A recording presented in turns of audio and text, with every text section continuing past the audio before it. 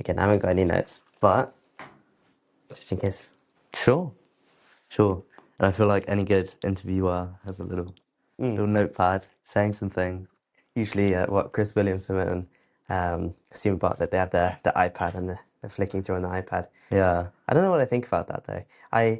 I guess it's convenient because you have your workspace on Google Docs or OneNote, but I don't know. There's something about paper that feels quite nice. yeah. I mean, I've done all my work on my tablet recently, and it's like, I don't know, paper is better. I wonder what they like flick through, because he seems to pull out these quotes that he knows really well, and it's kind of like the research before you interview someone. If Yeah, yeah, it's, yeah. I don't know, if it's like a document of things to say, or like, I don't know, it's it's a tough skill, but they get very good at it. Yeah. I saw Stephen Bartlett release this. I think you had to pay for it to be in the something club, the diary club, behind the Hmm. scenes thing. But he said you can have like access to all of the things I have on the screen. Hmm. And it's not, I don't think it's something I'd buy, but it'd be pretty interesting. Mm. I think with Chris Williamson especially, I feel like he has learnt to the extent where the quotes that are important to him, he will just know. Mm. I feel like some of them I can see he reads, but then some of the others, it kind of sounds too nice to being read of something. Yeah, and he loves a good quote. And to be fair, so do I. I feel like when you hear something that's really profound, Yeah, um, it just makes you like think, and I think that's great. That's why I really like quotes. yeah, So I agree with him on that. yeah, Like even on Twitter, like people like Alex Hormozy, they love their yeah. quotes. Naval. Yeah, Naval. So yeah, I think it's one to look at. Yeah, yeah. What do you think about quotes? Because I was, I've been thinking about this, and sometimes you like you said on Twitter, on a podcast or whatever, you hear a quote and you're like, yes, like Yeah. that's really just fired me up. Like that really resonates, and I'm gonna go do this thing, and I'm gonna go whatever. And I feel like that has happened quite a few times with me. In that I've seen something, I'm like, you know what? I'm going to just start being strict with my time. I'm gonna just start doing things. But then it gets to a point where, so I'm kind of hinting at like the motivation versus consistent discipline, Mm. in that I feel like these things are great for like a yes, let's go do that. And I thought that'd be enough to kind of just teach myself that that's a good thing to do, and I'd do it long term. But then sometimes those things break. And so I was listening to one of Naval's episodes, I think with Chris, Mm. and he spoke about unteachable lessons. Mm. And that kind of annoyed me because he was sitting there and he was going, there are some things that you just cannot learn by listening and truly learning. And I was sitting there going, but I've got an open mind. I'm here. I want to learn. Like I'm ready to adapt and absorb and do whatever. Like I want to learn. But he was like, some things you just got to do, or there are Yeah. some experiences you've got to have some sort of bad experiences to learn this thing. And that kind of annoyed me at first, thinking like, why do I have to, like, I haven't gone through this thing in the past, does that mean I'll never learn this thing, whatever else? Because Mm. I always like thinking I can learn, Yeah. but I've started to realize that there's some truth in that. Yeah, I think with quotes, I think you're right. You look like you see like a motivational reel on Instagram or something, and you're like, oh, this is and then you forget about it, whatever. Yeah, I think there's a couple of things to say to that. Firstly, this idea, if you consume a lot of that content or quotes in general, yeah, then I think like unconsciously it just like acquires your mind a little bit. yeah. And then you start to think that way. It's like your thoughts becoming more into your actions and like the way you go about your day-to-day stuff. Mm, So yeah, maybe not the one-off quote, but if you consume this kind of content, I think that holds you to a higher standard because you're looking up to like these really important people. yeah. And so I was listening to a podcast episode. I think it's from Founders. I don't know if you've heard of it. Founders Inc. Or So what's that's what the podcast is called. okay, yeah, So there was like an episode about Tiger Woods yeah, and this importance of visualization. okay, And he used to do it a lot. So I just learned like from 8 years old. He used to say a bunch of quotes to himself, Okay. and I was like, quotes don't seem that interesting, but you know what? I'll pull them out. Yeah. They were like I've written them down. Yeah. They were really interesting. Okay. And they kind of like the importance of quotes in terms of self-affirmation. I know Chris says you're not like self-affirmation doesn't make you believe in yourself. Yeah. Having these undeniable truths about the things you've accomplished Yeah. is. Yeah. Yeah. But I think there's something powerful in saying a few of these. Yeah. He's like, okay, I'll read out all of them. Okay.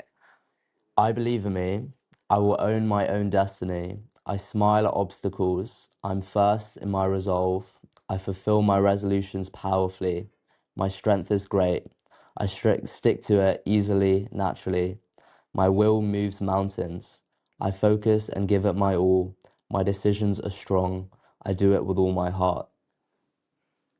And he said those, I think it's 10 or so quotes. He said that to himself every day Mm. since he was like 8 years old. And I'm just thinking, like, it's not even like motivational. Well, yes, but it was just something different to it. I don't know if you just get a different kind of Yeah. feeling afterwards. Yeah. And saying that to yourself, soon enough, you're going to start thinking it and believing it. But Steve Jobs said something along the lines of, "Those who are crazy enough to believe they can change the world will." Yeah. And I think there is a distinction between having these quotes and reading them and going, okay, yeah, or genuinely believing these things Mm. and moving forward with them.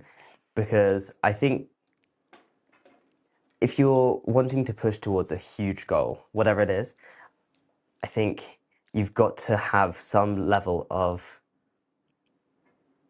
self-belief that others would consider excessive. Yeah. You got to be some kind of crazy. Yeah. You know, you see it with everyone. You see it with like ultra successful people. There's going to be times where you're backed in the corner or whatever, and you know, you have to fight your way out, but you just still believe in yourself, Yeah. or even double down. It's such a common thing, Yeah. and I don't know. Do you develop it through like yeah? What? How do you think you develop that kind of? I want to say self belief, but also this kind of this little crazy, like just being like daring and doing big things. Yeah. I think that's important. The last thing you said, doing big things, Mm. because it's all well and good thinking about these things, thinking like, oh, I'm gonna go do this thing. I want to learn this thing or whatever else. But I think the doing, the action, is quite important. And I think it's hard to speculate as to if someone's just born like that, Mm. or if someone builds themselves to that through, like you said, there's undeniable stacks of evidence that I know Alex Hormozy, he says a lot of that sort of Mm. stuff as well. Mm. And I agree. And it goes back to the Naval point earlier, where I don't believe, or I truly believe that you can learn anything. That's not necessarily by keeping the conditions same. Like if I sat here and listened to every single podcast in the world, I wouldn't learn everything. Mm. Some things would require going and doing things or going and failing. But I think everything is learnable to some extent. Mm. And I think over time, I think you can convince. Oh, it's hard. I think it needs to be genuine. Mm. The craziness Mm. in that you can. There could be a bit of a facade, like Yeah. oh yeah, I want to go do these things, I whatever else, but then your actions don't match that general sentiment. So I think when there's actions and your general sentiment of I have a crazy amount of self belief and I want to go do this thing, when they match, I feel like then there's something there. But how to get that, I don't know. Yeah, it's interesting you mentioned upbringings. I think I started Elon Musk biography, and Same. Yeah, so his background is obviously very difficult childhood. yeah. You know, his relationship with his father, things like that. And I don't know, it's kind of like environments like that. Mm, It more often than not, the odds are against you, but I think that makes sometimes people into extraordinary people mm, more than the average upbringing. yeah, Because it's very, to be honest with you, I think fear is a better motivator than like comfort. you know, if things are going well, you're not gonna look at yourself in the mirror saying, I need to drastically change. You don't reflect like in a cricket game for like after a win, you don't reflect as much as if you lose. That's just natural. Yeah. So I think those people who have always, you know, had their backs against them and failed, Yeah. it's almost like there's this more of this drive, Mm. and they can leverage their background for that, which is pretty cool. Yeah. It's not come without its disadvantages, but yeah, I think it's it's a harder thing to do when things may have come easier with like a good childhood, a good Hmm. upbringing.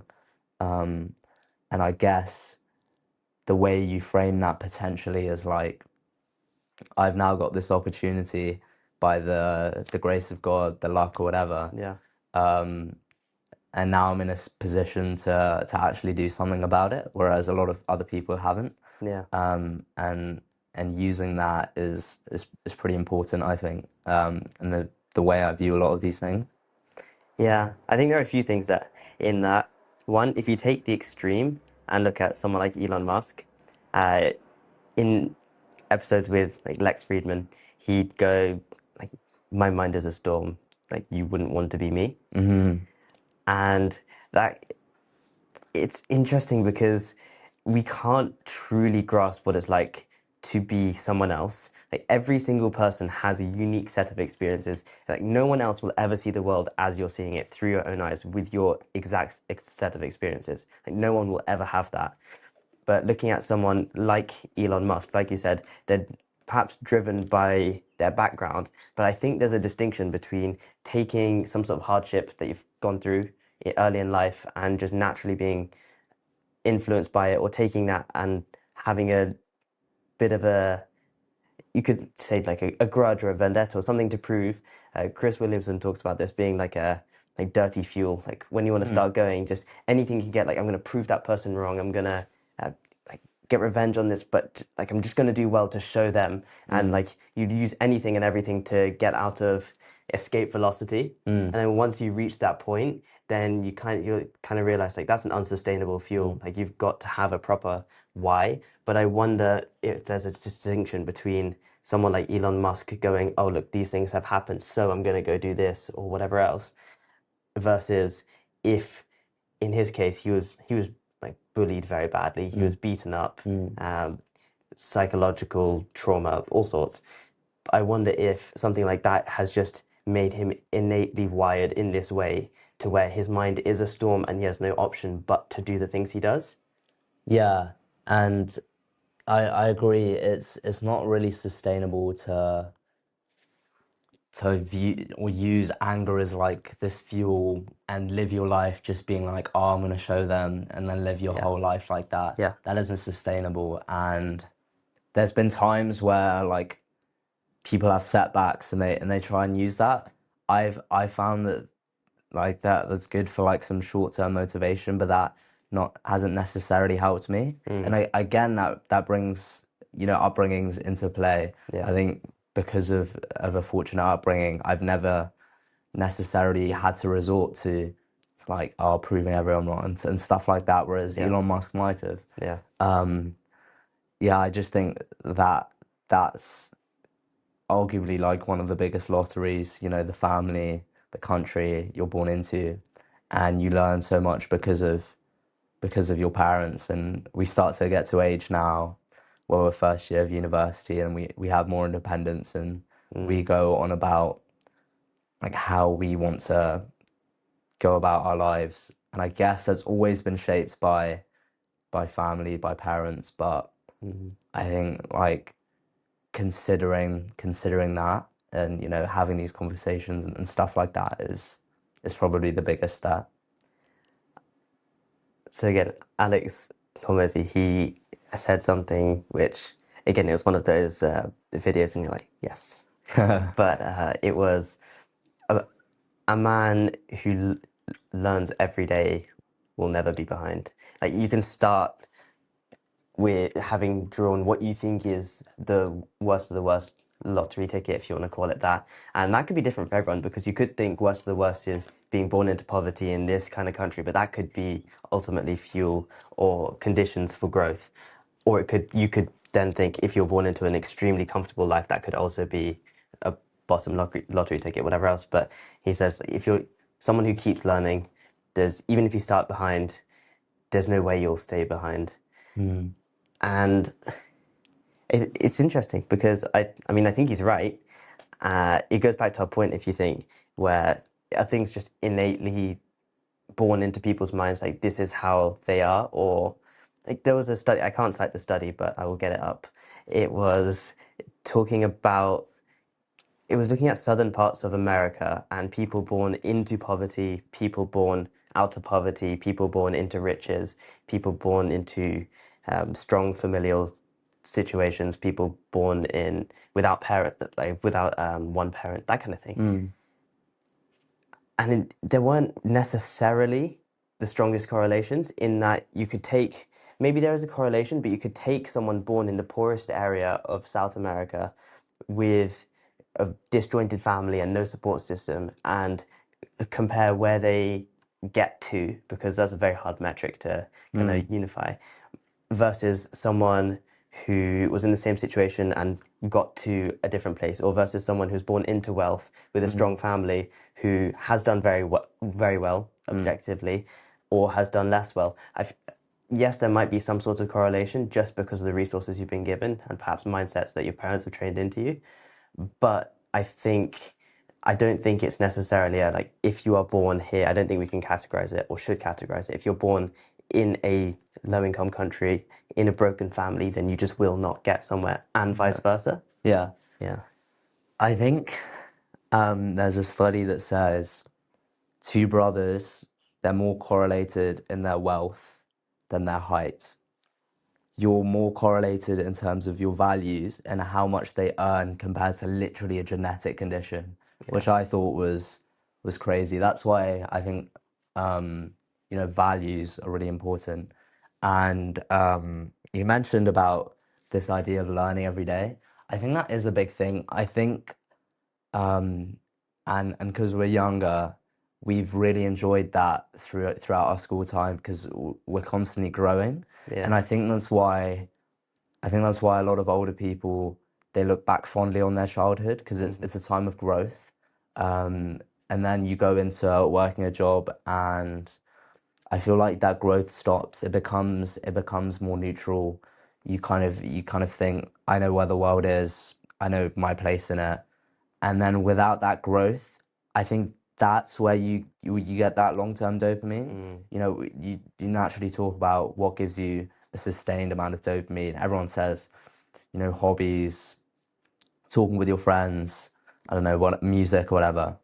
But I think a really big one is just growing. Like if you're playing a sport and trying to get better at it, if you're speaking to your friends and you're going to the gym with them together, Mm. I think the idea of you like improving on yourself, Yeah. it became brings a lot of long-term dopamine, and probably it's wow. I don't want to look back in like 10 years time and just be like, oh, I didn't Yeah. well, I stopped growing kind of thing because it is kind of easy to. Yeah. You have all these other commitments, but yeah, I think that's a really big one.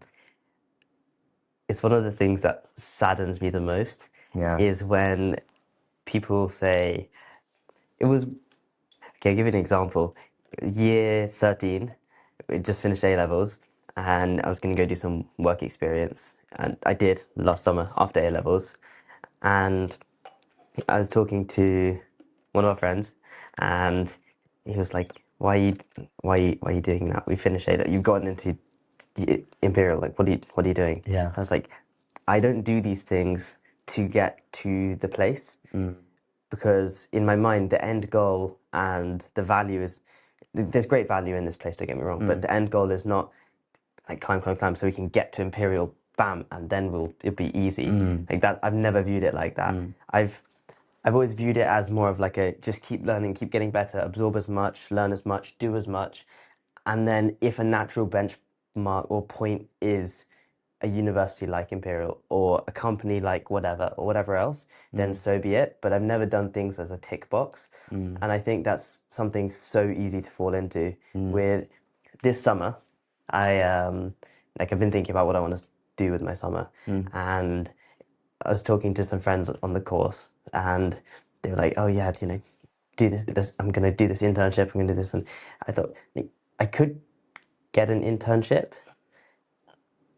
but I would rather build something in certain situations, or I would work to get an internship for something I really wanted. mm, Like I don't think I would want to take an internship.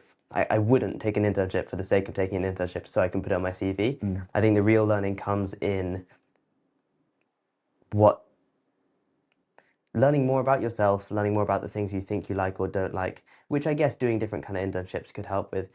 But there's more to say, like I'll never do something just to tick a box mm. because I think the long-term box is going to be filled up by things you do to genuinely enrich yourself and your life. And doing things to keep learning, like you said, adults sometimes look back and say, they reflect fondly on the time in which they were learning. Or some of them look back and say, oh, yeah, this was a really nice break. I got to stop. Mm. But again, going through A levels, one of the most common things that was said to me is, it's okay. Like, A levels are the hardest thing you'll do. And I would go, like, no, I genuinely don't want that.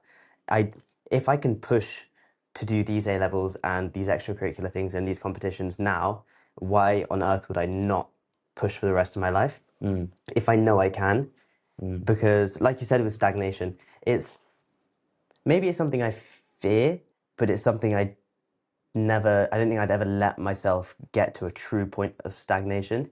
I'd never want there to be a hardest thing to have done, which indicates a point at which I stop learning. mm. I didn't want university to be easy. I don't want my life to be easy. I want to go through hardships that will ultimately make me stronger. Yeah, I think a lot of people kind of they work and then retirement and then they just like live their life, whatever. It's a really common thing. Yeah, There's been loads of discussions about it. yeah, Things like it's about the journey, not the destination. Very commonly talk about stuff, but I do agree with that in terms of you want to keep growing and well, I don't know about you, but I find it very difficult to do that without goals and like almost in an environment that puts you to have goals. If you look at the maths course here, you know, that stretches you and it's almost like you're pulled up with it. And I think that would have been more powerful than, you know, well, you can't really compare, but if you had the same sheets given out to you and you had this choice about you choose how much time to spend it and, mm, and things like that. um, there's probably something to be said about joining organizations or being with people that push you to grow just as much. yeah, Like going to the gym with your friends is going to make it so much easier than going by yourself. Climbing a mountain with your friends, yeah, like the summer is going to be so much easier than doing it by yourself. yeah, yeah, And putting yourself in those environments, like a run club, for example, mm, if you want to be more consistent, yeah, I think it's like we say, oh, we want to grow all the time. But then when it's like this, I don't know, Sunday afternoon, and you haven't got anything to do, but you said, "Oh, I do a bit of whatever I'm trying to work on." yeah, That's a lot tougher than, "Oh, I have to do that Tuesday evening because I've got that set aside for me." yeah, yeah, yeah. So maybe that's a way for people to get a move on and then start that kind of growth journey. It's very tough to do it inwardly. Mm, I find like by sheer will maybe it's better to just be ignorant and let someone else like help with you because then you develop it yourself. yeah. Yeah. I heard Tony Robbins say something recently about push versus pull, Mm, and I think that links massively to what you just said, in that you've got like push motivation, in that there's something inside of you that you want to need to fulfill. There's like you want to get stronger, you want to get better, you're like kind of like pushing to grow, right? Because you want to keep learning and keep growing, whatever else. But then, and that he says that requires a lot of effort naturally, right? It's hard to get up and just push yourself, but it's worthwhile. Versus pull, which is more, it seems easier. It's more a higher mission or a higher purpose. Really, you're like your why that pulls you. So like you've got an internal push or you've got an external mission statement or something objective that pulls you in that you wake up every day and there's nothing you'd rather be doing than doing this thing, or it's like a pull which feels more effortless, where you're maybe putting in the same energy, same effort as a push, if not more, but because you feel so aligned to it, you can really tap into that raw power that comes from within. And like he was talking about the importance of finding something where you can really just go like, Yeah. And I think that's probably like the dream goal, right? I think a lot of people look for meaning. But if that's a career, for example, the thing that you spend the majority of your life doing, if that's something that you find fulfilling and rewarding and grow just like we did at school, like if I have the equivalent of that kind of environment yeah, throughout my life in that I'm still growing, yeah, then that then then yeah, then your whole life looks like your childhood, if you will. Like um I think there's a lot to be said about that, and it's very much easier said than done. Do you think most people, what percent of people do you think do their dream jobs? And of the people who don't, how many of those do you think could have done but decided not to, or tried not to, and things? I mean, I don't think it's a very high percentage that of people that do what they truly want to do, but I think that's a good thing to some extent, Okay. because I don't think that you should just be doing the thing that you necessarily really want to do all the time. Okay. Reid Hoffman talks a lot about this intersection of three gears. You have something you're really good at, something that you really like, so something you're good at, something you like, and something the world wants or needs. And if you can find a mesh of those three gears, then that's your sweet spot. And so I don't think looking for the dream job is necessarily what you should be doing. And this is me just speculating, but if people aren't in the point at the point at which they're ready to learn and grow and be dynamic in that sense, if they are stuck in a cycle of some sort, then to them their dream job might look like doing nothing.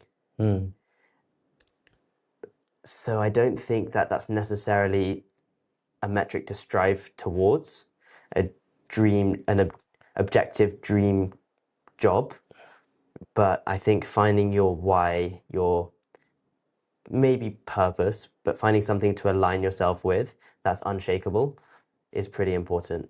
And it might be hard to do that from a position of being in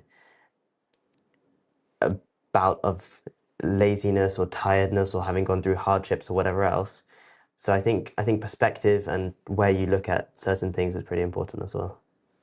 Yeah, like if you were, I don't know, in like India or a very different kind of landscape and country, and Yeah. you had a very simple life, but you were extremely happy, you had the simple things and that was good enough. Do you think you would still be content, or is it still having to be this idea of driving change like worldwide or making an actual difference? Would that be a bigger factor? It's interesting. Yeah, because I think um, I don't think I would want the simple and happy life just out of like ambition. And I think if one of your goals is to find ways to really make a difference in general, Yeah. then that's going to come with some very difficult times and probably not very much happiness. For a long time, like everyone says, "Oh, I wish I had this much money and I was Elon Musk's." I can't imagine his day-to-day life, and it's this dynamic between, do you want this kind of personal or content Mm, and create a really good environment for your family, the people around you, compared to making a difference. And more often than not, they don't really intersect very well. You know, Tiger Woods, personal life, Elon Musk's, Bill Gates, mm. you've got loads of examples where you have these hyper successful people, and I guess these two very legitimate purposes in life, um, they contradict each other. And that's not to say one's right, one's wrong. Yeah. Different people have different objectives, and it could be that someone's been brought up in an environment where they just weren't cared for in the way that they wanted to, so they might make it their mission to provide unwavering care and support for someone else. I agree with you in the sense that for me, I like we spoke about this last time, right? My four words that I go by are widespread positive social impact, and that's everything I do. I want to orient to have like that kind of direction vector to go towards doing something of that sentiment. So I don't think I personally would be happy with a quieter. I don't think small is necessarily the right word, but that kind of a lifestyle. But there's nothing wrong with that necessarily. Hmm. There's It's interesting because so Peter Diamandis, he's a huge advocate moonshots. Yeah. He's a huge advocate for a bright future and a future of abundance, Mm. right? And he believes that, and I think it will get to a point where there is enough of everything for everyone. Yeah. And he's a huge believer of that, where you'll have access to everything. People won't need to work because we will have automated or found better ways of getting done what we need to get done. Mm. But is that to say that the work we're doing to push and advance is to then get to the point at which we can enjoy a world of abundance, of contentment, and being happy with what there is, going back to core things like maybe spirituality, maybe human connection, love, music, those kind of things. Mm. And then Chris Williamson talks a lot about the delayed life, in that a lot of people live their life and they think, oh, I'm going to work until I get this much money and then I can live my life. Yeah. Or I'm going to wait till I get to this position in the accountancy firm and then I'm going to go live my life. Yeah. But I think there's something to be said about,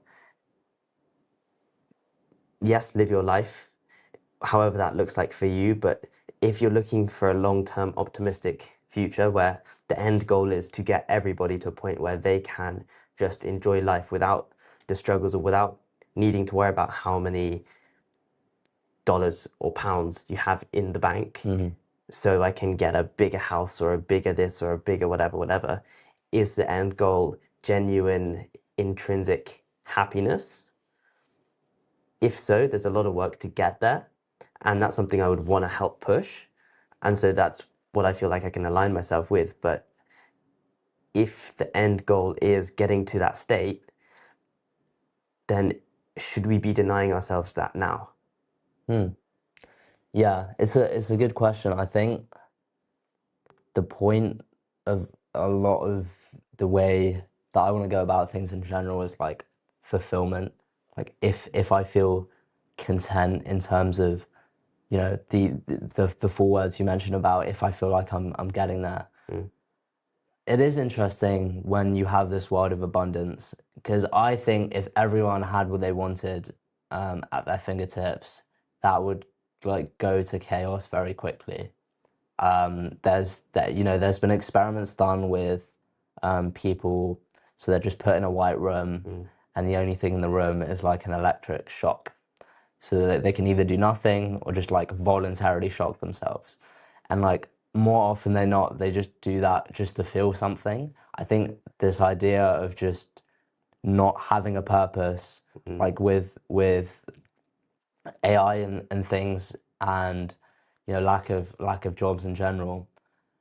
Yes, jobs are used for providing for the family, getting the bills paid, whatever, but it's also something that you have to do, and it's a purpose-driven thing. Yeah. And without that, I think there are loads of, secondary issues that come about it. I think um, in an ideal world, the dream job is your purpose.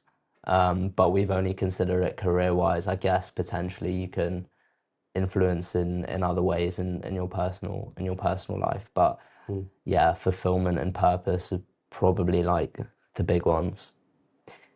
Yeah, because you have these small tribes, right, Mm. that are what seems like very content with caring for each other, staying within their group, playing music, singing, eating food, and I'm not really sure what else they get up to, Mm. but it doesn't seem like they are intentionally going, I'm isolating myself from what I think is my higher purpose. It feels like their entire purpose is to provide for the tribe, the clan, or whatever else. And maybe it's our mindset is a function or byproduct of how the world has been shaped in the past however many years, because we're in a point at which so much is changing, and we've got to, if that's the point we want to get to where everyone can be in a somewhat happy equilibrium, then a lot of work's got to be done to get there. But then I wonder if we are here to see that level of abundance, will our minds be able to adapt to that, where we would have pushed to get to that level of abundance by building widespread positive social impact, by doing things that you feel are truly purpose driven? And then what if we were to get to that point? I wonder how, like you said, people have their jobs to provide for their family. What if the family were already provided for, full stop? You didn't have to work, only work to fulfill what you think is your purpose or a higher goal. I wonder if that would come down more to genuine research and study of the world around us to understand. Maybe true understanding is something that can be explored more afterwards. I'm not really sure how it all plays in, but it's quite interesting. Yeah, that's an interesting thought experiment. If everyone didn't necessarily have to work, Yeah, what would be the landscape? yeah, Um, and this is, I guess, another question in terms of, is everything just kind of somewhat of a cycle? If I feel like the idea of growth, you grow into your next version of yourself.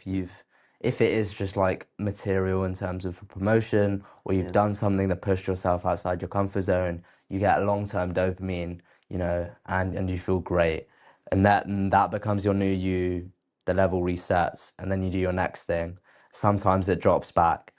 And it's kind of like, we talk about growth in general. Obviously, it's not linear, but if across your life you keep reaching higher versions of yourself, mm, I think that's kind of somewhat of an end goal, maybe, because if you've done something that you did 5 years ago that gave you so much happiness then, and you're doing it again, then you're like, you don't feel the same.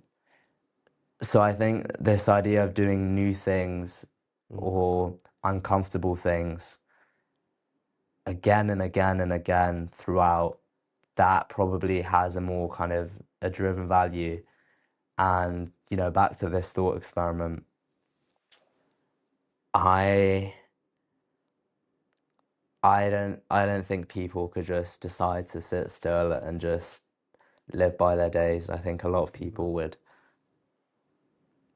You could even, it's really interesting. I feel like there could be some kind of revolt. Like, it's almost too good to be true. Like, they don't have a purpose.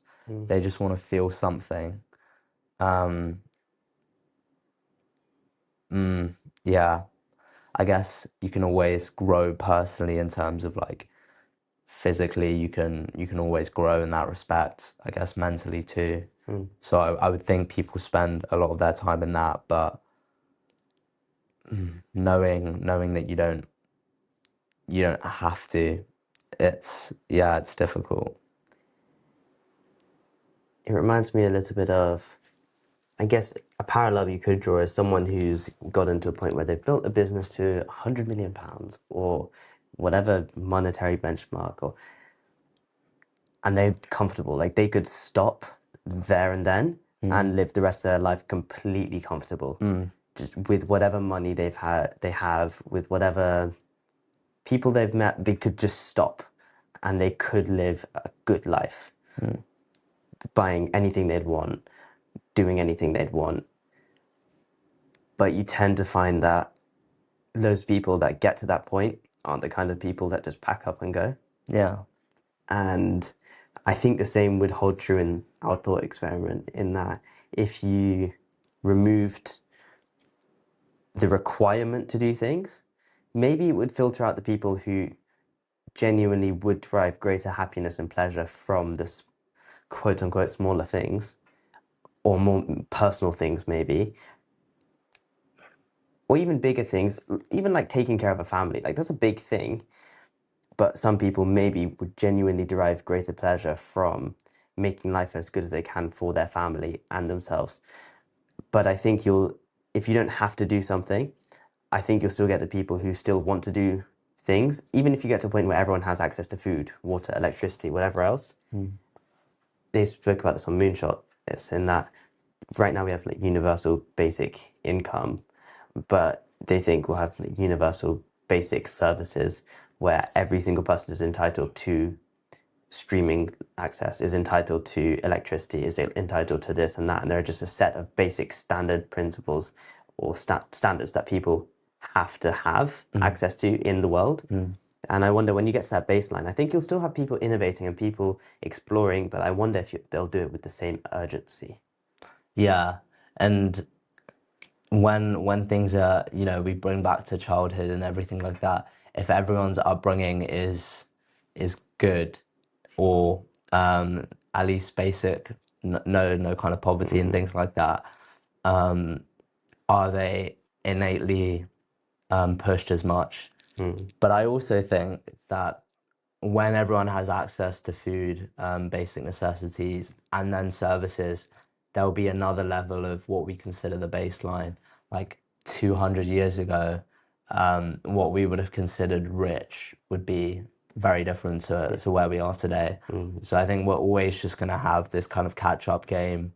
Well, I hope, because I don't think, and this is far, far beyond our lifetime, but I don't think there'll really be a time where this catch-up game stops, and that there is a kind of line where everyone universally agrees that everyone is living a good standard of living, because that will just increase and increase. It's true. You know, Good times create hard, hardware. exactly. Yeah. Good times create weak people. Broad generalization, but good times, weak people cause bad times. Bad times create strong people. Strong people create good times. I wonder how that plays out. Yeah. Very interesting. We've said a lot about growth, right? What we can do to keep pushing, what we can do to keep expanding our minds, whatever else. And I saw this. I heard it on one of the other podcasts as well. But I went and found one of the shareholder letters from Amazon. I think it was Jeff Bezos' last one. Wow. Let me read it. Okay. Differentiation is survival, and the universe wants you to be typical. This is my last annual shareholder letter as CEO of Amazon, and I have one last thing of utmost importance I feel compelled to teach. I hope all Amazonians take it to heart. Here is a passage from Richard Dawkins' book about The Blind Watchmaker. It's about a basic fact of biology. Quote, staving off death is a thing that you have to work at, left to itself, and that is what it is when it dies. The body tends to revert to a state of equilibrium with its environment. If you measure some quantity, such as the temperature, acidity, the water content, or the electrical potential in a living body, you'll find that it is markedly different from the corresponding measure in the surroundings. Our bodies, for instance, are usually hotter than our surroundings, and in cold climates, they have to work hard to maintain that differential. When we die, the work stops. The temperature differential starts to disappear. We end up the same temperature as our surroundings. Not all animals work so hard to avoid coming into contact with their surrounding temperatures, but all animals do some comparable work. For instance, in a dry country, animals and plants work to maintain fluid content of their cells, work against a natural tendency for water to flow from them into the dry outside world. If they fail, they die.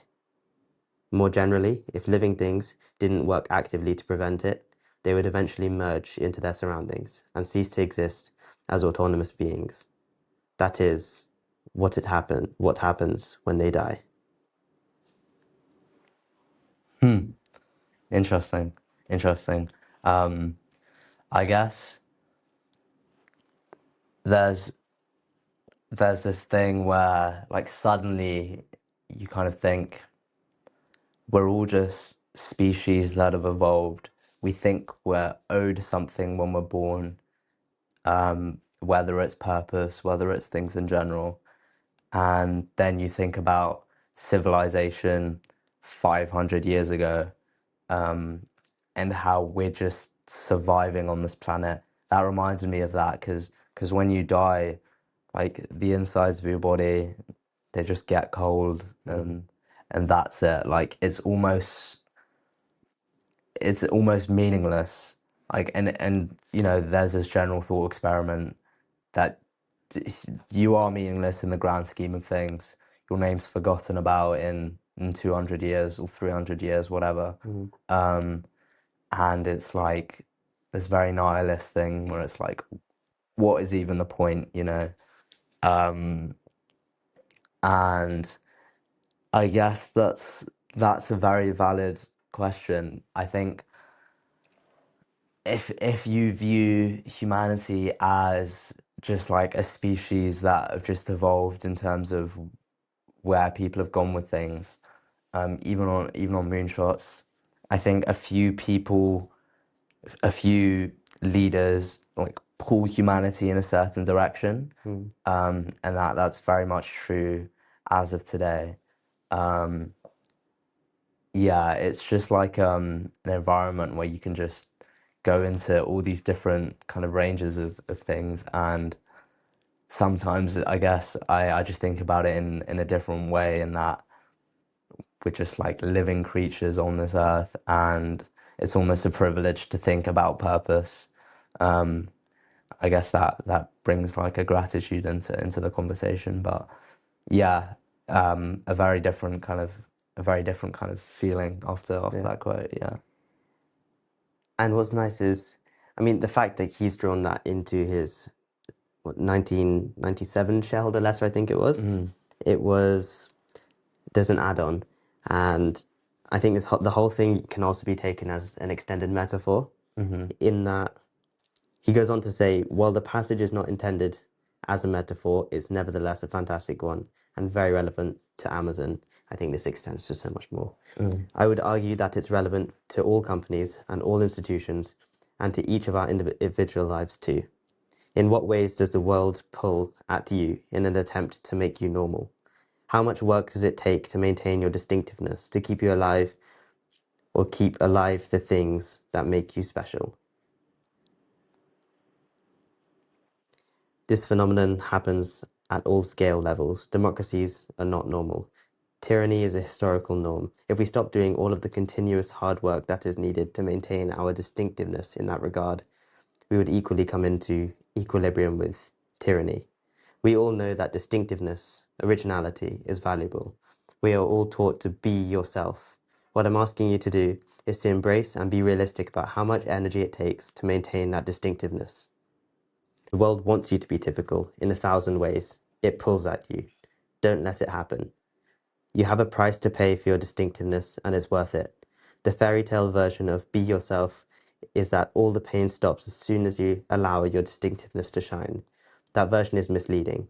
Being yourself is worth it, but don't expect it to be easy or free. You'll have to put energy into it continuously. The world will always try to make Amazon more typical, to bring us into equilibrium with our environment. It will take continuous effort, but we can and must be better than that. Mm. Mm. I'm just gonna let that sit with me a little. Yeah, I agree. A lot of people say be yourself and they think it's gonna be this freeing thing. It's not, and I haven't heard of a quote or someone saying, it's effort to be yourself. It's almost like contradictory. Um, some very interesting ideas in that respect. I wonder if simply, well, being yourself isn't your purpose, but I guess people can argue being your best self is. Um, yeah, it's like a continual. I think your values have to be in a certain way where if you want to truly just be yourself, you have to develop a kind of mindset where you're okay with that. You don't care what others think, and that poses some difficulty. And maybe it's just if you, in and of yourself, know that you're getting to where you want to go in terms of the best version of you, Mm. then that's all that matters, and what everyone else thinks doesn't matter. Mm. And that is probably the most easier said than done statement I've said. Yeah. To be different is hard, is the general sentiment I got from that. Hmm. In that, even doing nothing, if we took someone who doesn't feel aligned to a higher purpose, a mission, or whatever else, someone sitting in a room doing what you think is nothing, to even exist as a living organism in this world, like the passage said, there's so much energy being expended just to maintain that temperature differential, the fluid concentration differential, just to keep yourself alive, to be different from the rest of the world, to be a living organism, requires so much energy from your body. And that's without even seeing what we're doing with our life, just to be alive. And I guess taking that to pretty much any context, to be different is difficult, Hmm. but it's worth it. If our bodies gave up and stopped maintaining that temperature differential, well, we wouldn't be here, right? And so the energy expended is significant but worthwhile. Taking that forward a step, the energy expended to be different, to maybe to be more disciplined, to in the case of Amazon, they're very customer oriented. They have we can come back to it, but their day one philosophy. Hmm. And for them, it requires energy to be so focused on every single customer to such a great level. But it's a differential between them and the surroundings, them and the competition, or them and everyone else. So it requires energy to be different, but it's worth it. I think that's applicable in so many ways. And like you said, one of the most easier said than done Hmm. statements, but I guess that's the nature of the statement. To be different or to do different, act different, think different is difficult because there's less of that than the natural tendency of the world. So it will require energy, but it will be worthwhile. Yeah. And I think sometimes like being different is like romanticized. It's like, oh, I'm different. You're gonna do great things because of that. Yeah. And you know, the path not well trodden is Mm. is a difficult path. And the point of being great is that, or being exceptional, is that you're an exception, and there's a reason because of that, because of the numbers.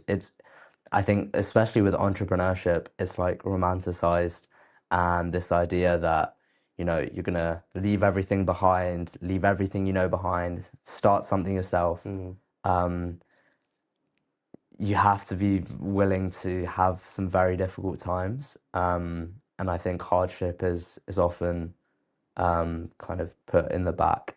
Yeah. And, you know, Hormozy talks about this a lot. This middle period, the lonely chapter, Yeah. when you, after starting, you've got everyone saying, you know, go ahead. Yeah. Everyone loves someone who started, right? Yeah. Who've put themselves out there and begun. Yeah. You know, good on you. Yeah. And then actually the stuff in the middle, the thing that makes everything. Um, you know, Chris Williamson, what's the quote he loves about um, the magic you're doing is in the work you're not, or something like that, right? Yeah. The answers you're looking for lie in the things you're not willing to do. Exactly, something like that. And this middle period is the thing that's like the toughest. Yeah. Yeah. It's. I think there is a distinction that I'm working through as well, in that, like you said, hardships and whatnot are often romanticized, that you have to martyr yourself to go achieve these certain things or whatever else. Uh, but like we said at the beginning, going to the gym is so much easier when you've got a friend to hold yourself accountable, and vice versa, and going and doing the exercises with each other. But maybe a past version of myself would have thought, oh, you know, this is something I have to do by myself. I have to be intrinsically motivated to wake up and just go exercise and go do this thing, which I think there is some element of truth, but I don't think that's necessarily saying you have to cut off the support. Like, people make the world, and I think there's something to be said about human connection, that being with somebody else does something that being alone can't give you. But then there's a trade-off where you don't want to excuse too much of something, where you're distracting yourself from the thing you need to do by yourself. I think it's a messy distinction, but something I guess you can work through in a lot of areas. Yeah. Yeah, yeah. Well, look, this has been great. Really enjoyed these kind of conversations as always. I think we talk about some great things. And yeah, looking forward to many more discussions. Today Cool. is day one. Day one. I'm excited. I'm excited. Thanks, Aditya. No problem. Thanks, Chris.